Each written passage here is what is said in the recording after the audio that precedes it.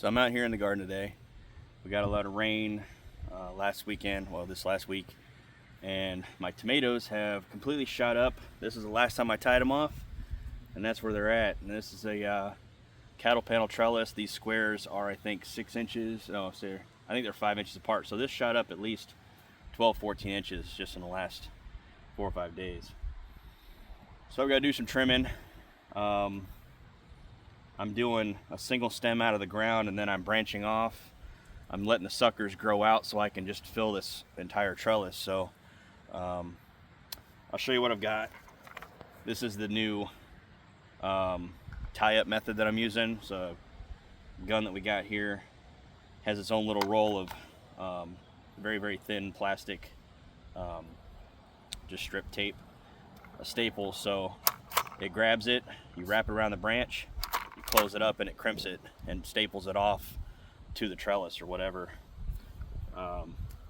It has its limitations. You know, the size of the head, you can get through a couple of things. If you're in between branches, it might bind up. The throat isn't very big, but let me tell you, it does a pretty good job at these things. So, well, let me go ahead and start trimming these up, show you what I do and how it is. I know this isn't the only method to do it. It's not the best way to do it. This is how I'm doing it. I've tried many different methods. I've tried single stemming up sticks, and I found with the wind out here, it cracks the sticks off at the ground. So this year I'm doing T-posts and cattle panels. I've got them 14 inches off the ground so that it gets me about 6 foot up in the air. And yeah, I'm trying to grow a wall of tomatoes. So let's do this.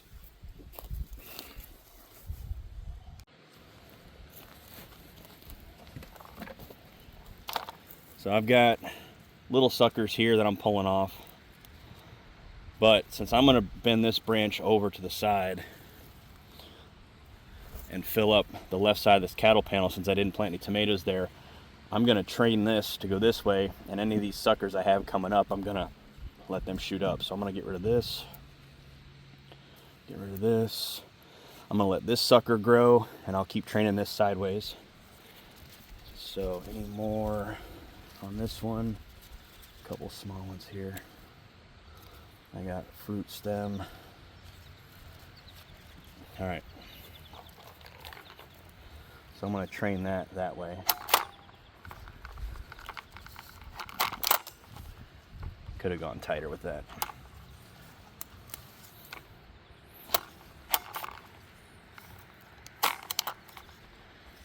Let this leaf go through the trellis. That'll grow that way. So this one will want to start curving up. That'll start curving up, and then I'll bring those up the trellis. Now, since this one's about center, I can get rid of this one. I can get rid of this one. Get rid of this one, and that one. I'll grow this one out to the left, and I'll grow this one out to the right.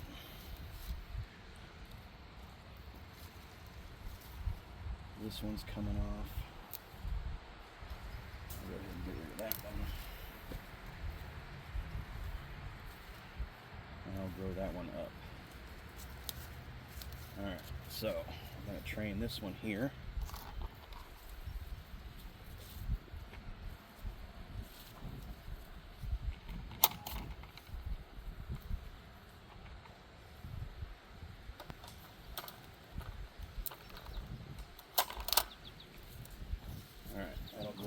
Up.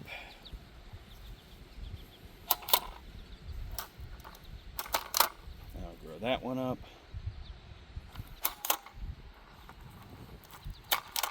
That'll grow that one there. Okay, now that I've got that, what I'm doing here is any fruit that's down here at the bottom, let's see if I can re-angle this thing. Any fruit that I have growing down here at the bottom, I'm taking all the branches off just above them because they don't need them. So everything, I've got fruit there and I've got fruit here. So everything below this level can come off. It's useless. You don't need it. Now, a little embarrassing, but I have not trimmed my nails, so my thumbs are actually used as slight knives here. I just slice into each side and snap the stems off. Yeah. Comes in handy though. One less tool to have out here.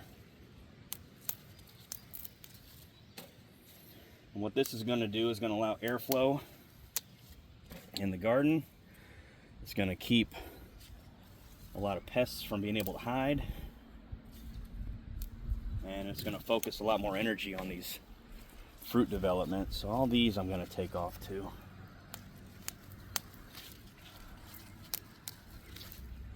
I'll let these stay, but anything down I'm taking off.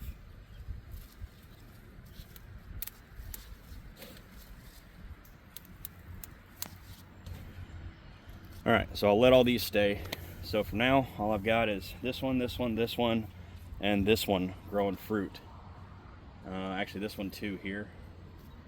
And that leaf started coming back out. All right.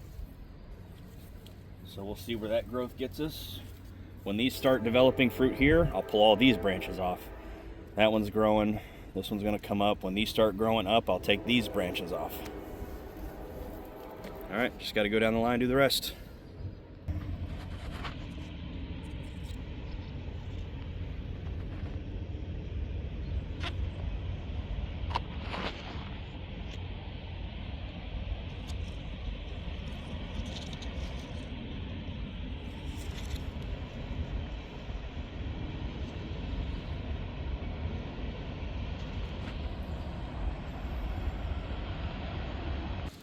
And then once I'm done picking it all up, just throw it in the compost pile.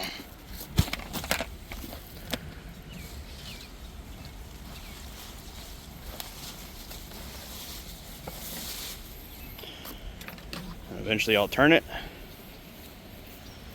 That's last year's. I'm letting sit this year. I still have to sift it, obviously. And this is 2 years ago stuff that I'm currently using. Of course, there's still plant tags in there.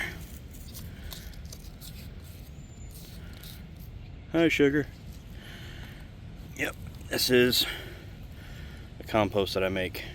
2 years old in the process.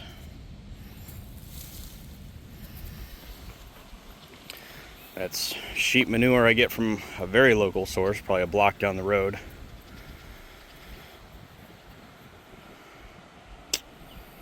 Self-sufficient.